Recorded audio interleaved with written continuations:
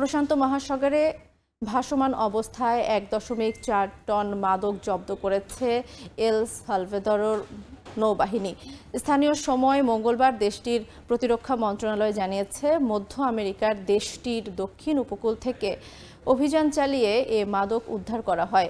কর্তৃপক্ষ জানায়, নৌবাহিনীর তৎপরতার খবর ফাঁস হওয়ায় পাচারকারীরা গ্রেপ্তার এড়াতে চালানটি সমুদ্রে ফেলে পালিয়ে যায়। গত সপ্তাহে এল কর্দোসিও দ্বীপের প্রায় ৯০০ নটিক্যাল মাইল দক্ষিণ পশ্চিমে ভাসমান অবস্থায় এগুলো পাওয়া যায়।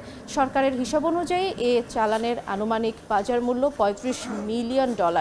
প্রেসিডেন্ট নয়িব বুকেলে ক্ষমতায় আসার পর থেকে ৭১ টনেরও বেশি মাদক জব্দ করেছে কর্তৃপক্ষ।